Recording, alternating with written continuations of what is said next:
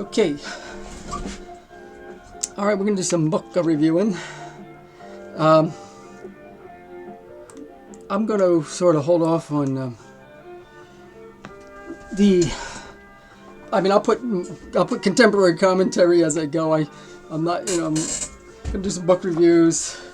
I'll have more videos, about like what's going on in the world these days. And if they're too controversial, I'll just put them right on LBRY. I won't bother putting them on YouTube. I might try, just wait until they take them down. I don't know. It depends. If you're subscribing on YouTube, you need to subscribe to me on LBRY also. I guess eventually I'm going to find some other things. A little bit suspicious about LBRY. They seem... I know that, it was started by an Israeli guy, so I'm not sure what's going to happen. I noticed that sometimes, if I look at library on a different phone instead of my own, my PC or whatever, their suggestions sometimes, they're just fluff. They don't, because when I first started going on there, you had mostly these alternative commentaries, and right now they're kind of hidden. Now I don't know if that's because the library is, trying to dodge some bullets. Maybe, I don't know what's going on there. But at any rate, that's where I'm at. This is the I still haven't my settings changed, but Battle for Truth by David A. Nobel. This is defending the Christian worldview in the marketplace of ideas. Okay, and we're going to continue now. I think this might be part 3. I'll have to find out before I post it. This chapter is the family in Marxist society, in Marxist sociology. It's important to note, too, that Marxists believe that care of children should become a public affair in the family. In the ultimate society, children play an insignificant role since they are the entire community's responsibility. In fact, children are basically disengaged from the family in socialist society. School becomes literally a home. This alienation of children from their parents helps ensure the children formulate their worldview according to education provided by the Marxist state. This aspect of the new family prevents children from learning the outdated views held by his parents, especially about religion. So, I turned my monitor down a little bit. Well, that's, speaks for itself. I don't need to elaborate. We see it happening right now. Okay, moving on. Basically, the way I do book review, I'm just kind of select key passages with commentary. Chapter 25, Cosmic Humanists Sociology. Communities, nations, cultures, all of our collective creations reflect the decisions of our species to learn through fear and doubt. Gary Zukav. Introduction. Once every individual makes the evolutionary leap to a collective godhood, cosmic humanist psychology and sociology will merge. Both will study a society unified into one mind, the mind of God. Until that happens, New Age sociology must concentrate on exploding the limits of our current societies, because modern societies inhibit man's ability to achieve higher consciousness. Marilyn Ferguson complains every society, by offering its automatic judgments, limits the vision of its members. From our earliest years, we are secluded into a system of beliefs that becomes so inextricably braided into our experience that we cannot tell culture from nature. According to Cosmic Humanists, all of our institutions should encourage individuals to seek the inner truth of their perfectible human nature. Specifically, societies must adapt a pantheistic perspective. David Spangler says that the New Age approach is to look at the objects, people, and events in our lives and to say, you are sacred in you, and with you I can find the sacramental passages that reconnect me to the wholeness of creation. It is then to ask ourselves what kind of culture, what kind of institutions, be they political, economic, artistic, educational, scientific, we need that can honor that universal sacredness. I'm not sure that sentence didn't make, but at any rate,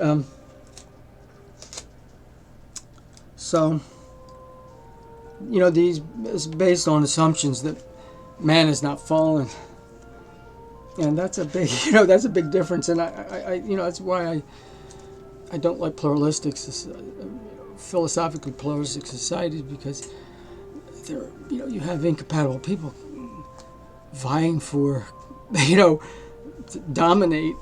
It's better to have separate societies and let each worldview take its own path. Significantly, cosmic humanists rarely champion specific changes to social institutions. New Agers tend to be suspicious of institutions in general because institutions imply form and limit.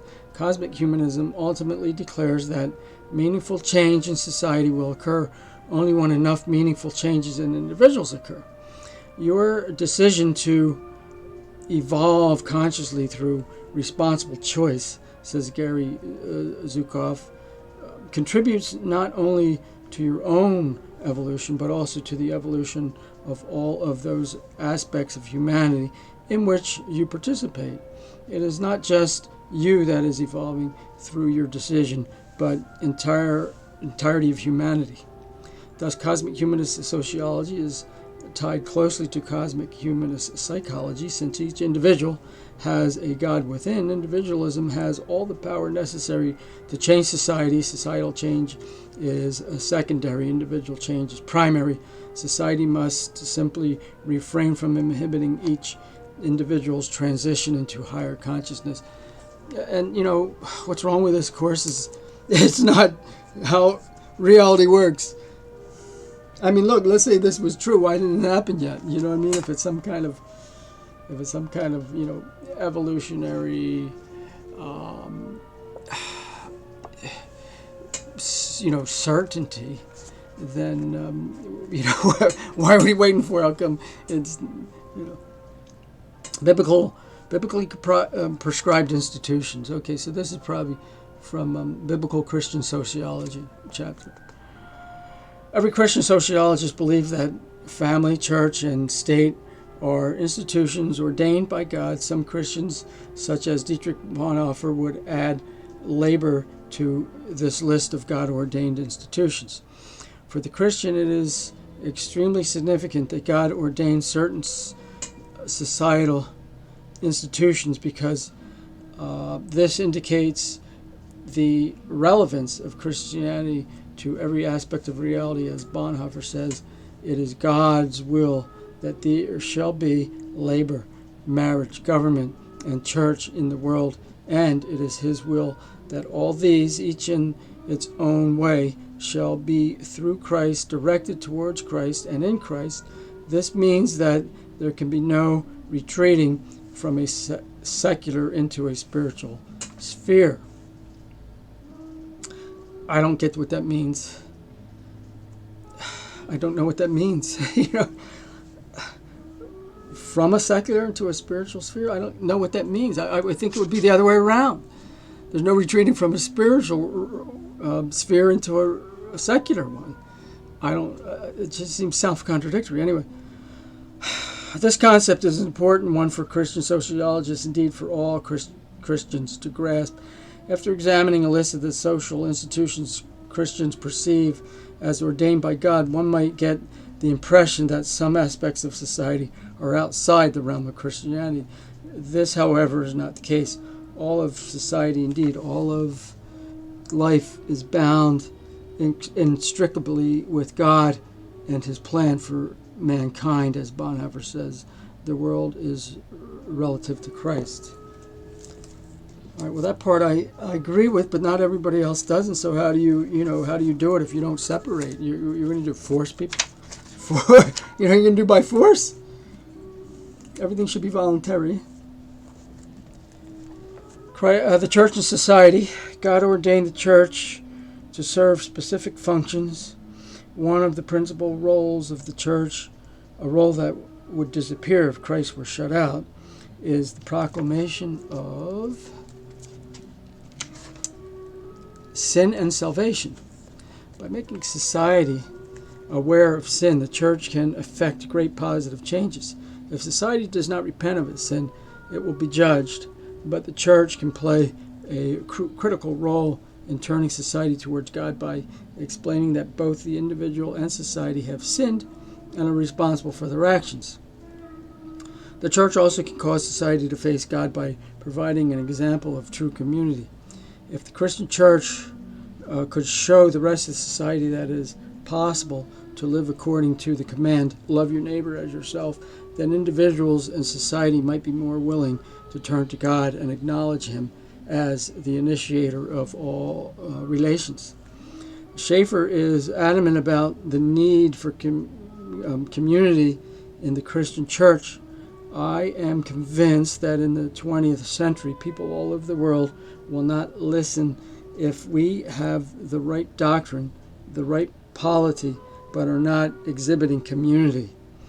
This sentiment is grounded in Ephesians. Conclusion. Christian sociology values both the individual and society. The individual is seen as capable of free choice, though alienated because of man's decision to turn from God. Society is also seen as fallen and imperfect, as well as responsible for its decisions and attitudes. It is in this perspective that both society and the individual gain value. Only people and institutions capable of choosing are truly significant. Any man or society whose actions are determined by unaccountable forces has no more value than a tree or a stone. In this context of responsibility, the Christian recognizes that man must face the consequences of the choices he makes. In creating his society, man is charged with the duty of protecting and directing the growth of social institutions ordained by God, including family, state, church. The family is charged with the generational or reproductive responsibilities. The state is charged with justice issues, which primarily involve maintaining law and order. The church is charged with making sure Christian love is the cement of the social institutions. Mankind is answerable to God for the direction which society is led by these institutions. The same burden of responsibility puts mankind to our blessing. We are the free creatures of a living and just God. You know, it's interesting because you notice before this big, this current crisis, how the cultural Marxists were leading the globe into this sort of an LGBTQ whatever thing that kind of immorality often brings about God's judgment. Jesus, was condemning his society for being sinful and adulterous. That adultery has, become sort of normalized. Then it brings upon the wrath of God. And there's other things you could add to that list. Okay, law for the Cosmic Humanists. That's this chapter. And as extensions of God, we are ourselves the spirit of compassion. And in our right mind, we don't seek to judge, but to heal. Well, that's a good assumption, but is everybody in the right mind? Look at all the violence. According to Cosmic Humanists, all authority resides within each individual. Since every person is God and God is every person, man can only decide the legality of an action by getting in touch with his God within. Thus, every individual must act as his own legal authority, because any manifestation of outside authority hinders communion with one's godhood. The real problem with commitment to an external form, explains Shakita Gawain, is that it doesn't allow room for the inevitable changes and growth of people and relationships. If you promise to feel or behave a certain set of rules, eventually you're going to have to choose between being true to yourself and being true to those rules. Should one choose to honor a certain set of rules rather than inner truth, one sacrifices his godhood.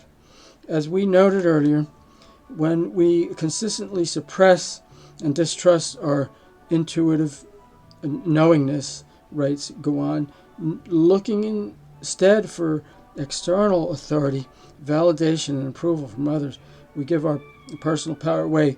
Personal power can only be perfectly exercised in societies that have abandoned law. Oh, I don't know about that. See, there's the thing. The way it seems to work is there's certain parameters that people, the way it's supposed to work, certain parameters people kind of agree with up front, and then they take it from there. I mean, there are problems. I mean, there's lots of problems here. I mean, like, look what's happening now with this business of the masks wearing and so forth. My intuition for freedom says don't wear it, and that's a conflict there. If we had a society that was really free, then you would, because society would construct it in such a way that people who are fearful to wear the mask and the people that aren't don't have to. Instead of, right now we have a default position that everybody must be fearful. Everybody must take the path of the coward. And that's really the path of the coward, I think, is how we could define what's going on now in the direction that the globe is being forced to take by that handful of international bankers who own the thing. They own the governments, they own the medias, they own the banks, they own. And right now, to me, I think there's no viable solutions. Let's put it that way. There are solutions. They're theoretical. Everything from the scumbag clearinghouse, crowd-funded blockchain clearinghouse. I won't go much further than that. To the idea that those of us who are courageous need to somehow split off. We need to say, hey, we're not going to be part of it. I don't know how you do that. I mean, this is all part of the isolation, is that, it's difficult to get together with like-minded people. I guess it's possible. Sheriffs run for sheriff. I'm thinking about running for some kind of local something so that I can sow the seeds of freedom back into our local community. Anyways, God revealed, this is called natural and biblical law. God revealed his law to mankind generally through natural law. Every person has a conscience, some inherent sense of right and wrong. The Apostle Paul says, indeed, when Gentiles who do not have the law do by nature things required by the law, they are a law for themselves, even though they do not have the law. In Romans, Christianity teaches that mankind, to some extent, perceive the will of God, and that this perceived will is the law of nature. William Blackstone, a Christian and one of the most influential figures in the history of law, describes natural law this way. Man considered as creatures must necessarily be subject to the laws of his creator, and for he is an entirely dependent being. And consequently, as man depends absolutely upon his maker for everything, it is necessary that he should in all points conform to his maker's will. This will of his maker is called the law of nature. That I agree with 100%. The thing is that not everybody agrees with that. So how do you, how do you construct society? Well, it's very easy. You have more than one society, Beware of the unifiers. The great unifiers are doing the work of Satan. Anybody that wants to unify people is under the influence of Satan, whether they know it or not. Let people voluntarily unify. But coercive unification is satanic, Marxist, and it's going to end in a bloodbath. So beware of people that are making calls for unity. You should see them as having horns coming out of the top of their head. Mandrel and evolution. This is from a secular humanist political viewpoint. Mandrel and evolution. The humanists perceive man as still evolving, always progressing towards perfection. Julian Huxton believes that all reality is a single process of evolution. Obviously, with this kind of attitude toward reality, the humanist sees man's continued evolution as one of his most pressing concerns. This becomes even more evident when one realizes that the humanists believe man is capable of controlling his own evolutionary development. Huxley writes, today, in 20th century man, the evolutionary process is at last becoming conscious of itself and is beginning to study itself with a view to directing its future course. If man is truly capable of controlling his own evolution, and the possibilities of this evolution seem virtually limitless, then certainly this is the most important task with which the human race is faced. For the humanists, then, the political arena becomes very significant because government is one of mankind's most powerful agents for effecting the type of change necessary for future mankind's evolution. Indeed, Walt Anderson believes the evolutionary perspective urges us to see political development itself as an advanced form of biological evolution, to look at humanity not as a cog in a vast social machine, but rather, as in Julian Huxley's phrase, evolution becomes conscious of itself. Just what type of community should evolve through political action? The answer, again, lies in humanists' evolutionary perspective, because man is seen as the highest of all evolved animals and simply one among many parts of the world's single ecosystem. He is viewed as violating his place in nature when he attempts to divide that ecosystem into states and nations. Timothy Madigan sums up, humanism holds that the planet Earth must be considered a single ecosystem, which is to say, it is no longer feasible to arbitrarily divide it into separate states and hope that each one can satisfactorily manage itself.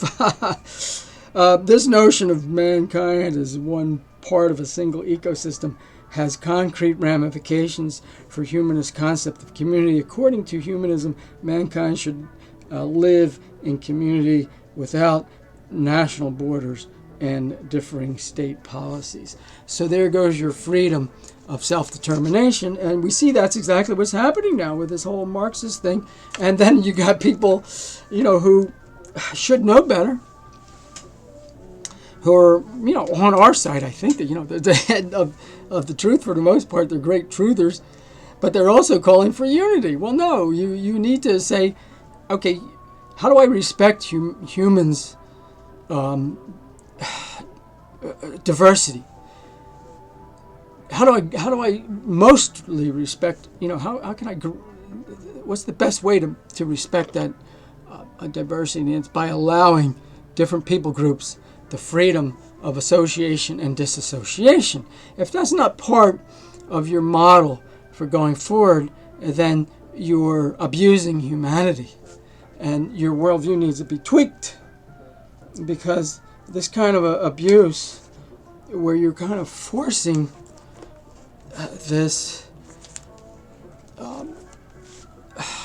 you're forcing people, in a sense, to drop their differences. That means drop your humanity and become some kind of a zombie of a default lowest common denominator. And this is coming from people who otherwise are truthers. And I'm often saying, hey, look, you have to incorporate people's freedom of association, disassociation into your worldview, or you're not really dealing with humanity. You're dealing with some kind of ideological, idealized humanity that isn't really in existence. It doesn't. So what happens is that's how we end up with bloodbaths. These people that think there's a universal. They have an idea, a universal system that needs to be enforced, and it ends up in these great bloodbaths. I'm going to be right back. I got to grab a drink. So enjoy the music.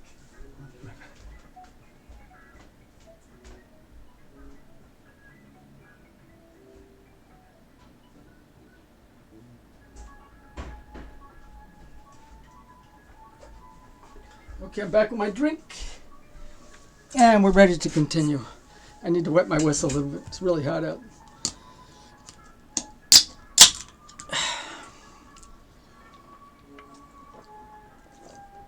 That's a Corona seltzer. This is mango flavored, some. Not bad. It's pretty good. I mean, they're really actually they're pretty good. Because I don't like things too sweet. If you're into that, you get older, you don't want too sweet, unless it's ice cream, I guess. Okay, so, all right, let me see. Mandrel and evolution. Okay. Globalism. Humanism believes that the world community necessitates a world government. Indeed, the humanist believes that systems of national government are destined to fail, and that world government is virtually inevitable step up from evolutionary staircase. Kurtz is certain that today there are powerful forces moving us toward a new ethical global consciousness. To no one's surprise, the world view that will most encourage the creation of this world community, according to the humanists, is humanism. Kurtz says humanism, we believe, can play a significant role in helping to foster the development of a genuine world community. Okay. Why will humanism be able to bring about this peaceful world community? Because man is perfectible and inherently good, and humanism provides a framework for channeling this inherent goodness. The human Manifesto, too, proclaims, what more daring a goal for humankind than for each person to become an ideal as well as in practice a citizen of world community. It is a classical vision. We can now give it new validity. Humanism, thus interpreted, is a moral force that has time on its side. We believe that humankind has the potential intelligence, goodwill, and cooperative skill to implement this commitment in the decades ahead.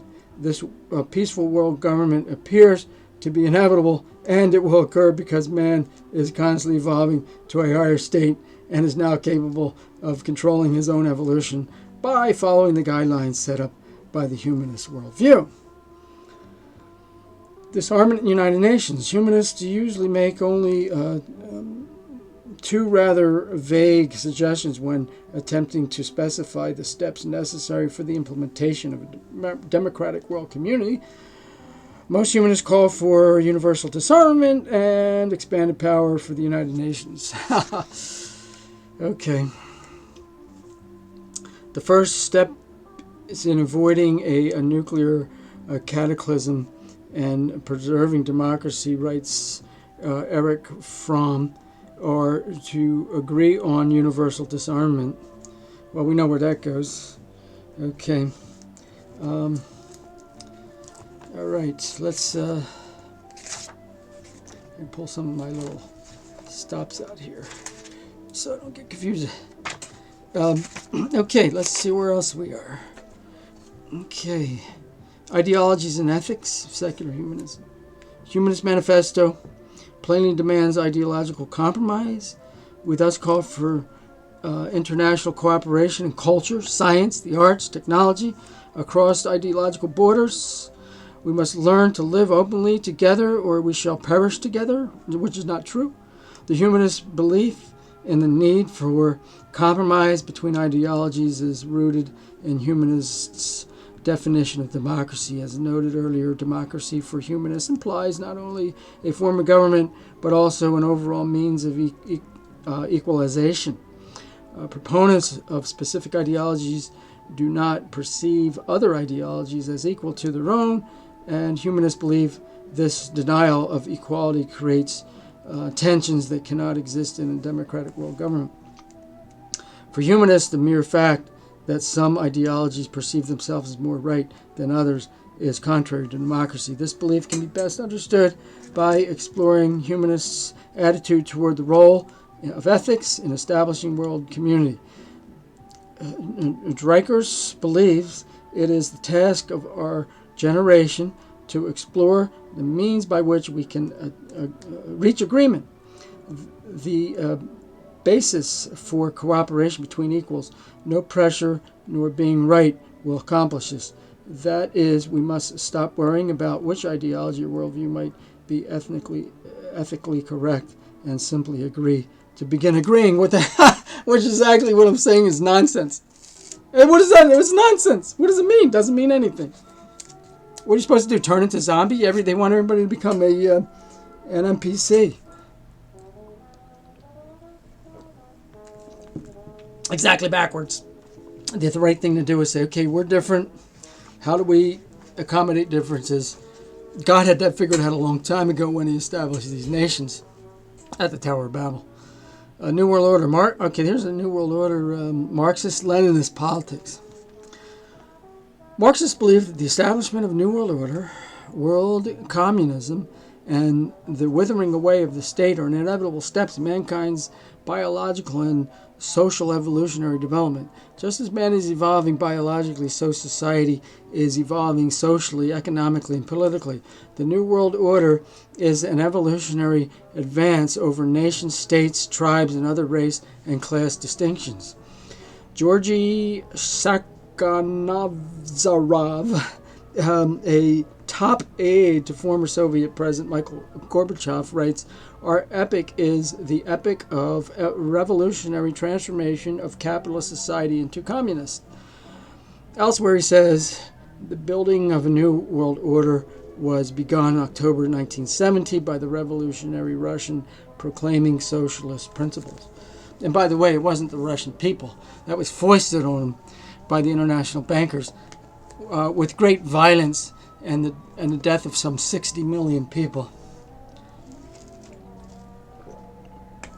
And that's called progress. Only communism puts the means of production in the hands of the people, abolishing classes, abolishes the state, and so leads man into the world of cooperation. This, the ultimate political aim of Marxists, is the establishment of the world communism. Well, here's the thing you got to understand about communism. It's fake. It's like this pandemic. It's like these guys get the people to steal businesses, and then they take them over. And it's the same thing with these ideas that were sort of society's actually evolving into this one thing.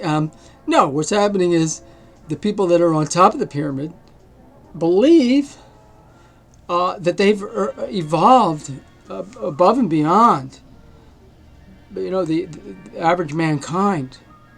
And so their belief that they're above and beyond,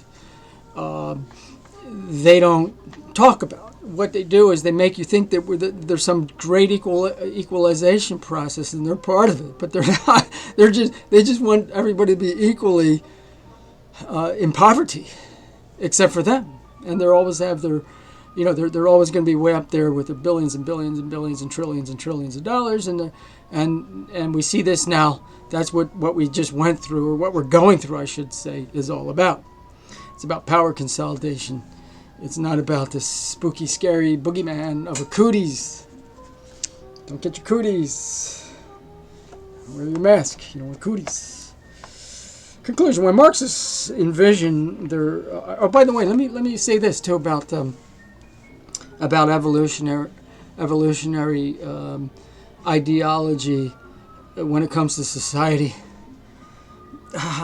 Red Ice, and I love Red Ice, and I think they have every right to claim a separatist society. Everybody has the right to a separatist society, but if you're going to base it on evolution and say somehow evolution provides the right to your society, well, evolution also provided the right for these people I was just talking about on the top of the pyramid, who have evolved greater than you have and rule the world. I mean, how can you not say that's not evolution? If everything's evolution, then then they win. They've won. That's why they're ruling the world, because they evolved better than you did. So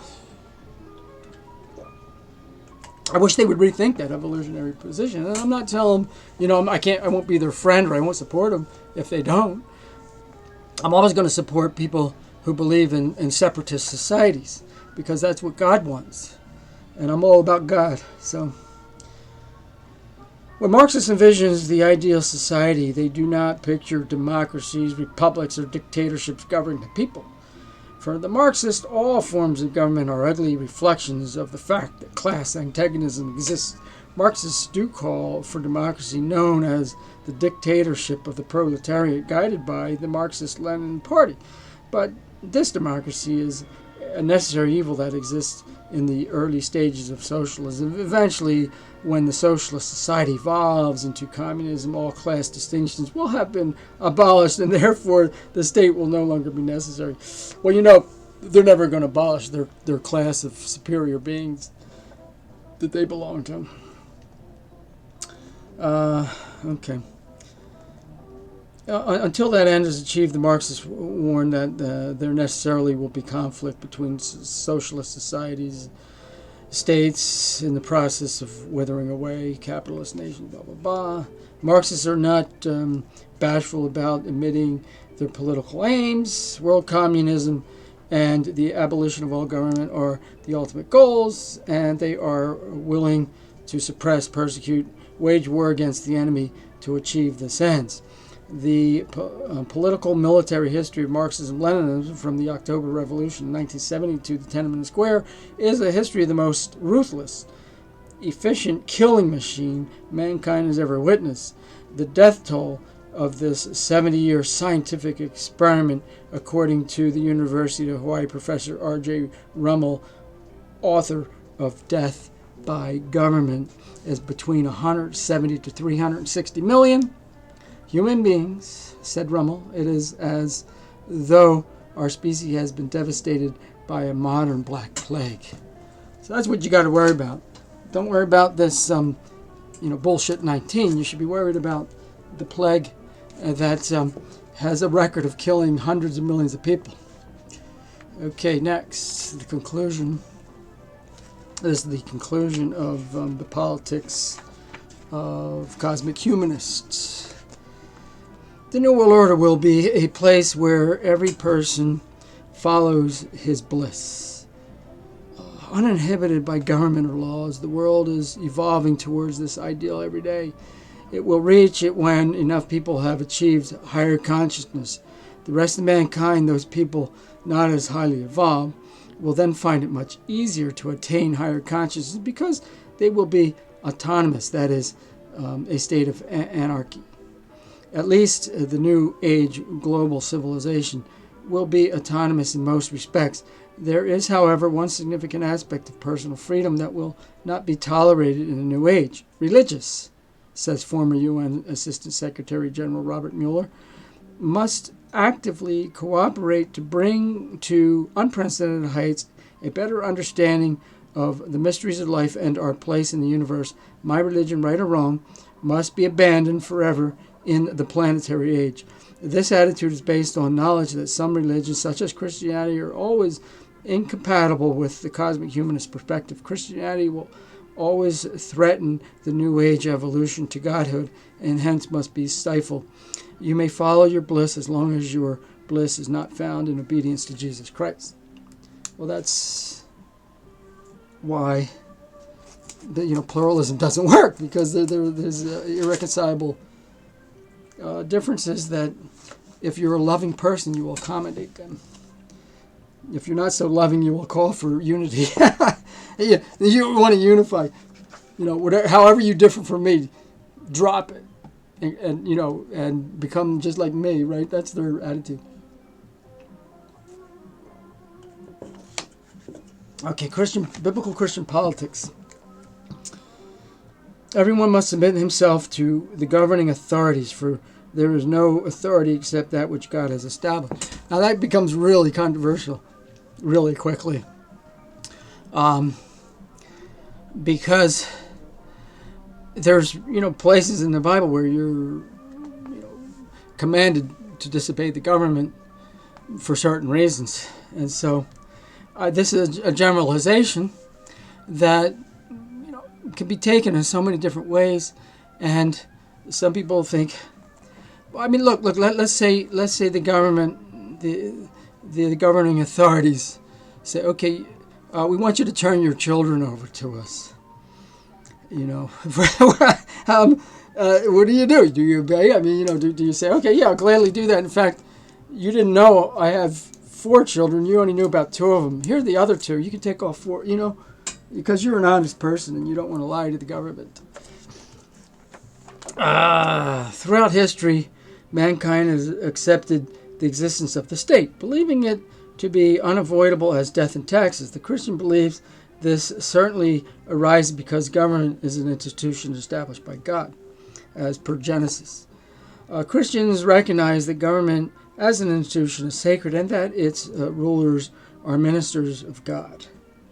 That's only when only when they're obeying God.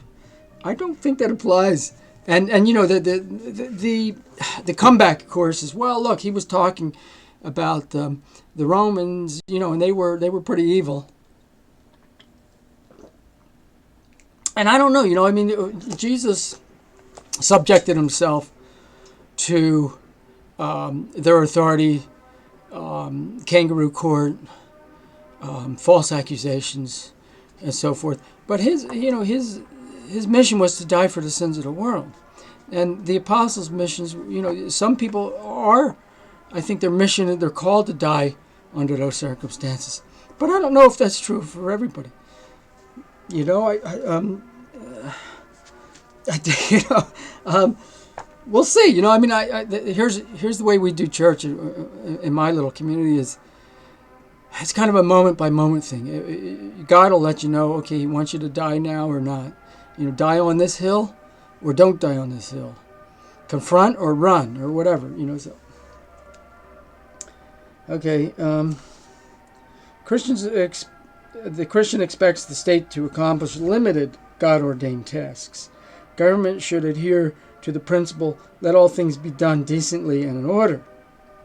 Since this is a reflection of God's character, and it should be participatory so that Christian citizens can better influence the state to conform to God's will as a social institution. The Christian understands that power tends to corrupt, so that government that disperses power is better than one that gathers power into the hands of a few. Christianity, however, does not single out a particular form of government as the only acceptable one. Rather, it expects any type of government to conform to biblical principles, understanding that this is more likely to occur in a representative form of government than in a dictatorship. The aspects of American government that most closely conform to Christian ideal are, not surprisingly, the most valuable part of America's political heritage. These include America's division of government power into three branches: legislative, executive, and judicial, and the concordant system of checks and balances. And I disagree with that. I don't, because really, okay, we have, here's the thing, it doesn't work that easy. In America, you have the three branches: the corrupt legislative, the corrupt executive, and the corrupt judicial. And so I don't see how that's some kind of magic formula to, I'm a Christian theocrat, and I believe in a government that says under Christ, for people that voluntarily want a government under Christ, and for people that want a government under powerful human beings, they can have that. People who want a government under Satan, they're welcome to that as well. Perhaps the Christian concept of America's founders best understood was the Christian view of human nature. The United States was born in an environment in which men held a Christian view of man's fallen nature, but they did not forget that man was created in the image of God. These two beliefs about man have profound implications for a Christian view of politics, which is reflected in America's founding fathers' attempts to tailor a government suited to man's place in God's creative order, and I disagree with that. I don't believe that's what happened. The people that actually, the oligarchs that actually founded the United States, I mean, we were better off before there was any unity of states.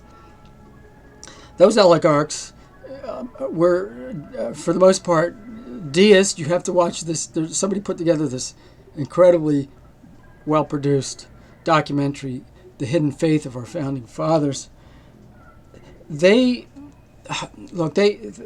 what they were doing. They were setting up pretty much a secular society based on the default position was Freemason humanism. And they didn't need, they wanted Christians. There's so many Christians, they couldn't exclude Christians because they need somebody to pay for it. So they told Christians, "Oh, you'll have freedom of religion," and they bought it. They sold their inheritance for a pot of porridge, and now they're reaping this bitter fruit. And your children and grandchildren now. It looks pretty inevitable. I don't know how they're going to escape some kind of Marxist thing, and I hope it just. And there's no reason to believe this won't happen, but I hope it's going to turn into, whereas the Bolsheviks poured the blood of 60 million or whatever, 70 million, according to this figure here, globally, 170 million. Well, you look forward to at least 170 billion, I would say. And that's a minimum. That's a very minimalistic number. But this is the future for our your children and their grandchildren. And so, how did we fail them? You think about this. If you listen to my commentaries and watch my Sean Maurer for President advertisements, you'll get a little bit of a clue about how we might be able to short circuit the. I don't know what happened there. I kicked the cable, and now this thing's starting to, gee whiz, getting all glitchy. Let me kick that cable again. There we go. I kicked it again, and now it stopped glitching. Okay, no, it's still glitching like crazy. I don't want to go. All right. So anyway, they solved this dilemma by creating a system. This dilemma.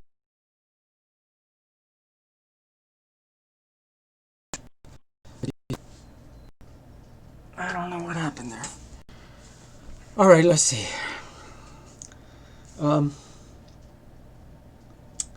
Okay. Further, a Christian worldview is indispensable for guaranteeing basic human rights for individuals because Christians believe man is created in the image of God.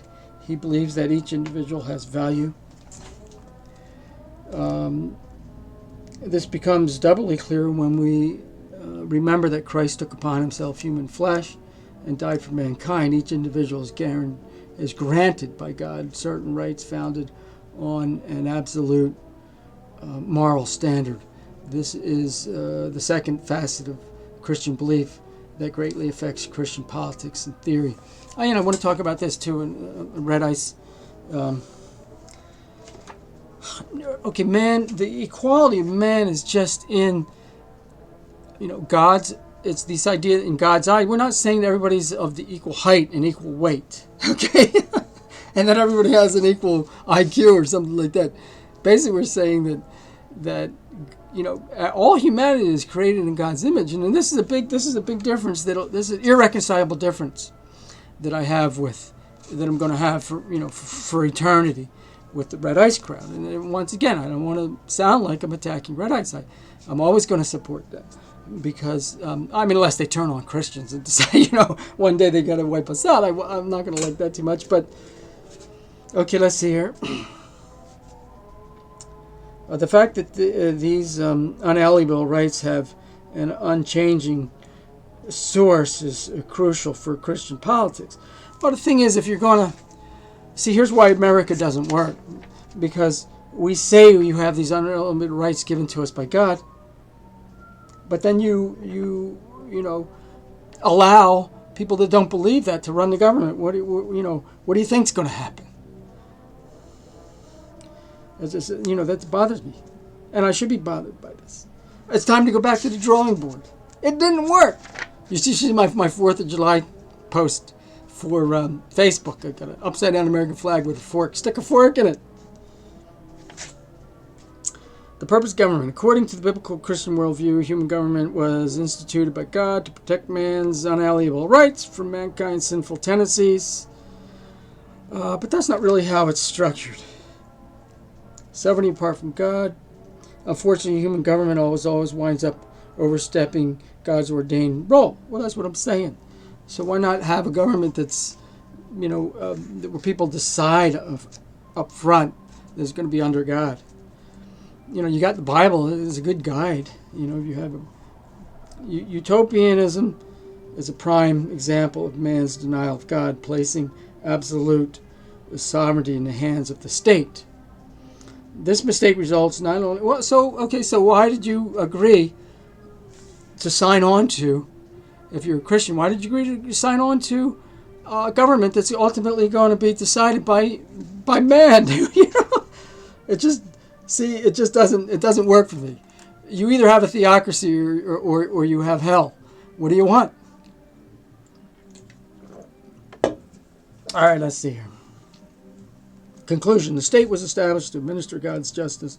When government rules within the proper boundaries of its role in God's plan, the Christian submits to the state because God has placed an authority over him. However, when the state abuses that authority or claims to be sovereign, the Christian acknowledges the transcendent law of God rather than the state. Okay, now that's I love. Okay, the loyalty of God motivates the Christian to become politically involved in an effort to create good and just government.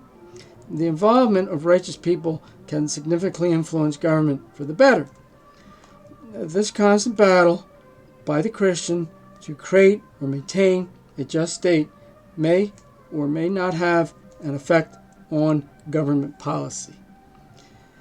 That's not an important issue. What is important is that Christians remain obedient to God under all circumstances.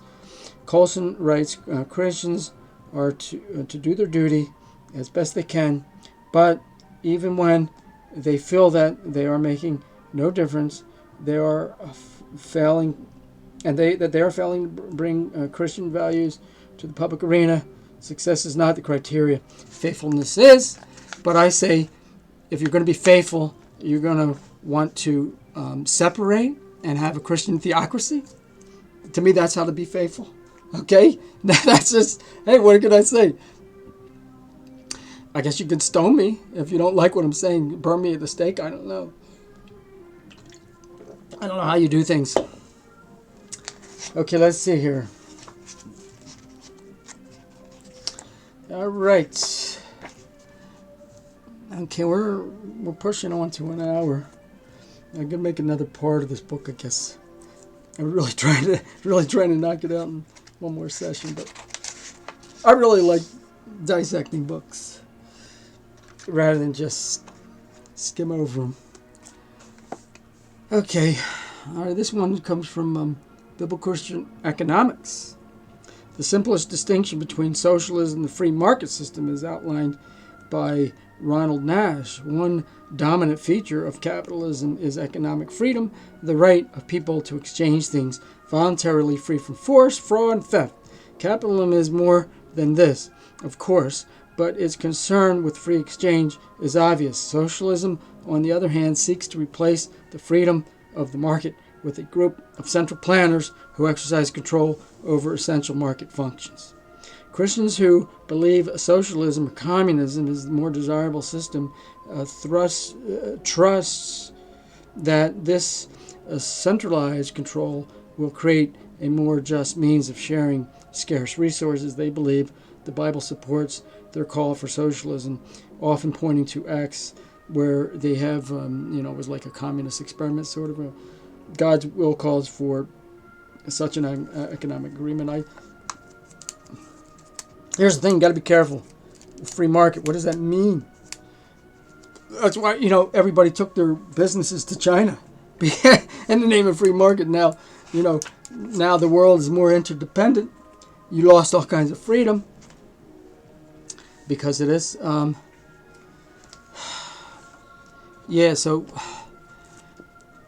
right.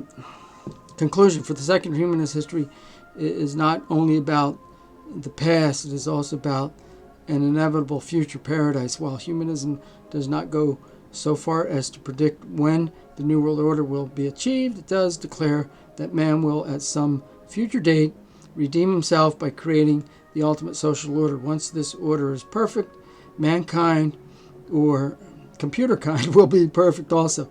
This optimism is a natural offshoot of humanism's evolutionary perspective and the deification of man.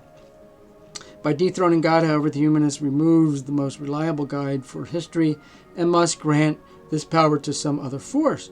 To be consistent with his philosophy, the humanist should grant it to the environment, but this creates inescapable problems, so the humanist falls back upon man as guide. More accurately, humanist declares man dominant emerging ideology to be the real dynamic force in history, and the elite few who embrace it, the proper lords of the path to the future. Thus, man, working within humanist framework, becomes the savior of the world. The humanist historian adheres to a religious creed, one holy God, mankind, that is, offers a plan of salvation, that is humanism, that ensures a future paradise, the global community. Okay, so we know that there's an awful lot of us who aren't too enthusiastic about that. I think I'm going to keep going. I'll just make an extra long video. I'll get this book done. Okay, this one's Biblical Christian History. Okay. Paul regarded the resurrection as an event in history supported by the strongest possible eyewitnesses' testimony, including his own. For Paul, the historicity of the resurrection was a necessary condition for the truth of Christianity and the validity of Christian belief. Which is true, really. Christianity, stands or falls on history. That's why these real smart professors don't bother to attack it on philosophical grounds. They try to attack the history of it. Christians believe that the basis for their entire worldview appeared in human history in the form of Jesus Christ about 2,000 years ago. While Christ died for our sins is a solid Orthodox Christian theology, Christ died as history. To shatter Christian doctrine and the Christian worldview, one need only shatter its historical underpinnings. The Christian also believes that the Bible is God's revealed word in the form of a trustworthy book grounded in history. Thus, for the Christian, history is supremely important. Either Christ is a historical figure and the Bible is a historical document that describes God's communication with man and records events in the life of Christ, or the Christian faith is bankrupt. History is as important for Christian worldview as it is for the Marxist, Leninist, secular worldviews, and if the Christian perspective is correct, history has already revealed the worldview that fits the facts of reality. While the humanists and the Marxists see mankind's salvation in the distant future, the Christian sees redemption offered to mankind 2,000 years ago and working as powerfully today as it did then. If this is true, then the wise will discover all they can about Jesus Christ. And can I agree with that? And because there's many a secular historian that set out to discredit the historical veracity of the Bible, only to become believers. Okay, this is I think this is the final conclusion chapter of the book. Okay.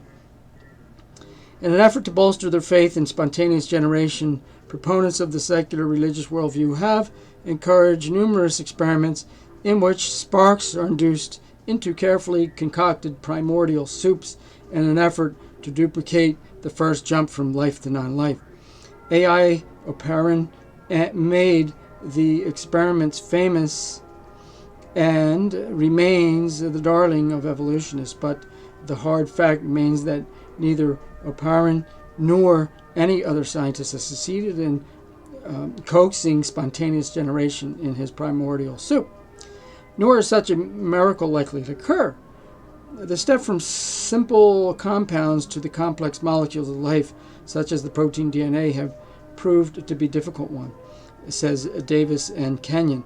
Thus far, it has resisted all efforts by scientists working on the problem. Elsewhere, these authorities state, without intelligence using selected chemicals and controlled conditions, amino acids have not been collected in the laboratory. Doubtless the same is true in nature. Besides, all of these experiments seeking to create life in a test tube were conducted in the absence of oxygen, since oxygen would destroy any organic compounds. Yet scientists know now, said Davis and Kenyon, that oxygen was present on the Earth in the earliest ages. Fred Hoyle, for years a leading atheist spokesman, has seen the error of his thinking and now argues that it is a better chance of producing a Boeing 747 via an explosion in a junkyard than there is to arrive at life by accident. He believes there is no way of producing DNA by chance processes, noting that merely lining up the necessary enzymes by chance would consume 20 billion years. The respected scientists Charles Thaxton, Walter Bradley, and Roger Olson write in The Mystery of Life's Origin, reassessing current theories, that the undirected flow of energy through a primordial atmosphere and ocean is at present a woefully inadequate explanation for the incredible complexity associated with even a simple living system. And it's probably wrong. Well, yes. Okay. And this interesting thing, though, the Bible has recorded the original primordial soup experiment, so to speak, because it wasn't an experiment, accomplishment. When God took clay and created Adam, it was basically some kind of primordial soup, operation. Okay, let's see here. In examining mankind's changing attitude towards evolutionary theory, it becomes obvious that evolution has been reduced to an insupportable dogma embraced by secular religions. But it wasn't always this way. Evolution began as just another scientific theory. Darwin even treated his theory as subject to falsification, believing that unless numerous transitional forms appeared in the fossil record, his theory broke down. He wrote, "The number of intermediate varieties which have formerly existed on the earth must be truly enormous. Why then is not every geological formation of every stratum full of such intermediary links? Geology assuredly does not reveal any such finely graduated organic chain, and this perhaps is the most obvious and gravest objection which can be urged against my theory. That was Darwin said that. And Darwin's embarrassment over his theory's conflict with the fossil record is evidenced by the fact that the descent of man, Darwin did not cite a single reference to a fossil in support of his belief in human evolution. Despite Darwin's own reservations, however, atheists everywhere proclaimed evolution to be a fact. Julian Huxley declared around 1960 that Darwin rendered evolution inescapable as a fact and all-embracing concept. Perhaps in 1960 one could get away with such a rash claim because more than 3 decades ago, the evidence against evolutionary theory was not quite so damning. But today, as we have demonstrated in this text, it is generous to label evolution as a scientific theory, and one is sorely tempted to describe it as a myth. In modern times, we have entered the third phase of evolutionary theory. The theory has become religious dogma that is counter-rational and therefore demands great resources of faith. In the beginning, evolution was a theory. Later, thanks to secular humanists and Marxists, it was championed as fact. Today, it is still touted as fact, but now it is such a remarkable fact that it can contradict all the factual findings of paleontologists, homology, and molecular biology and still be labeled absolute truth.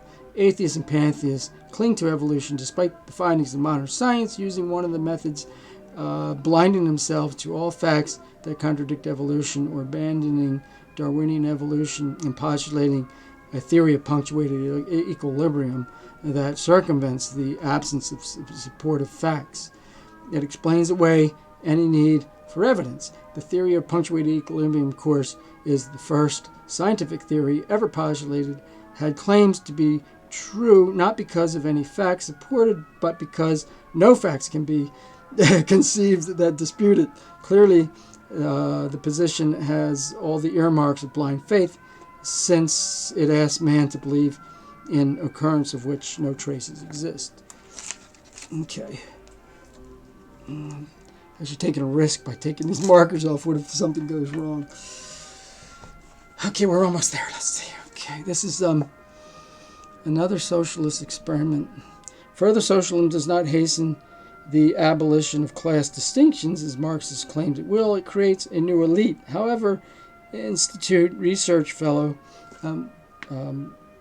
Arnold Beckman points out that socialism is, in the former Soviet Union, created a class known as nomenclatura, also referred to as state bourgeois or the class of privileged exploiters. That's what I was saying, right? The class, according to Beachman, is the prime example of inequality spawned by socialism. Its members own everything: the auto factories, the DACAs, the food markets, the pharmacies, the transport system, the department stores, everything. Instead of destroying class distinctions, socialism created a completely authoritarian class. Milovan Djalis says, the communist revolution conducted in the name of doing away with class has resulted in the most complete authority of any single new class. This elite, founded on political corrections and applied communist ideology, ran the Soviet economic sector into the ground. But they don't care. They were still rich and powerful. You know what I mean? It's not like they had to pay anything for it. Let the minions pay, as long as you can stay on top of things. Doubting Thomas's political, economic, and law, all closely related disciplines, are aspects of Marxist and secular humanist worldviews that do not adequately take into account the workings of the real world. Adherents to both worldviews try to circumvent the problems of statism by claiming that the real basis for the state's guidance of society lies in the scientific method. That is, man is able to use science to discern the proper direction for society, and science provides a foundation that is not subject to the whims of man. Science becomes the force that will lead man to utopia. Paul Kurtz says bluntly, science, reason in the community, is the ultimate source of our knowledge and value. It discovers and creates idea systems which contribute to the homeostatic expression of life. Therefore, the extension of society is perhaps the chief practical good for humankind to achieve. Now, of course, the problem with science, it's always changing. And we know they lie about science. This all this settled science stuff that just, So, it's just another elitist trick, Okay, last chapter, guys. Atheist worldview have, of course, expanded on the concept of science to the point of distortion, assigning it the ability to grant man knowledge of everything, including value and truth. Tone declares, seeking the nearest approximation to truth that we can attain is an endless struggle. It is probably the most important study we undertake. That is what science is all about. The secular worldviews have invested science with an almost supernatural quality, even speaking of its omnipotence, trusting the scientific method to provide them with the correct answer to virtually any question. But since attitudes towards science are false, science has natural limits, including the fact that it can only provide us with knowledge about the material, observable universe. Any attempt to expand science beyond these natural limits leads to better science, not to better science, but to scientism. Trusting science for one's entire epistemology leads either to frustration or methods of obtaining knowledge that are labeled scientific but are unfounded. Humanists and Marxists are usually guilty of the latter error, describing utopian social programs and ethical codes with no basis in science as scientific. This approach actually hinders the true scientific progress. Jackie explains, scientism is never a genuine reverence for science, but a harnessing of science for a non-scientific purpose. Since that purpose is found fixed, science can only serve it by remaining fixed, namely by remaining in its supposedly final stage. Scientism is yet another flaw that taints both Marxism and secular humanism theory. It is unreasonable to demand that science provide mankind with all knowledge. Even Julian Huxley, in one of his more candid moments, recognized the limited nature of scientific method. Science has removed the obscuring veil of mystery from many phenomena, much to the benefit of human race. But it confronts us with a basic and universal mystery. The mystery of existence in general and of the existence of mind in particular. Why does the world exist? Why is the world's stuff what it is? Why does it have mental or subjective aspects as well as material or objective ones? We do not know. So so they're admitting that, science is actually incomplete, particularly in that area of spirituality. But there's also, the interesting thing, I can't find this quote. I've read it, though, a couple times, but Benjamin Franklin was one of these, elitist Freemason kind of guys, and he promoted and predicted this scientific age where the world would be heading for a global scientocracy. But, once again, science is not a completed art. You see, what happens is, in order to, and this book just pointed this out very, very succinctly, if you're going to use settled science, well, then you're saying science is settled, which is not. That's one of the things they always say about it. So you have a cognitive dissonance there, and you're trying to use that for a world model.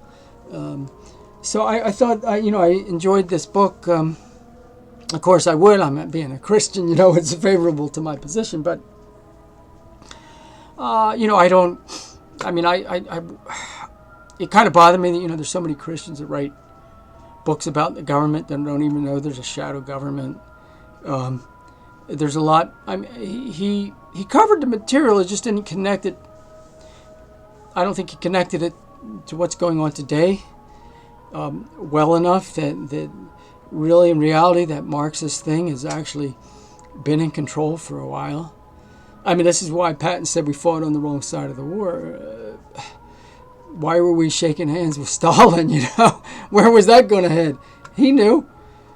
But and so did the world leader. Roosevelt and Eisenhower. All these guys. Churchill. They were already owned. They're already owned by these international bankers.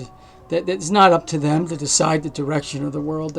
It's not up to Obama or Trump. They don't decide anything. This is already decided. Trump, he's been put there to, keep a lot of people in the system because it seems like he's a real outsider.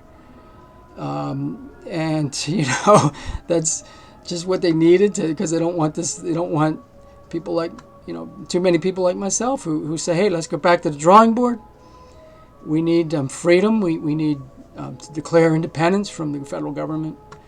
They want to keep you in this, flag-waving belief, blind patriotism.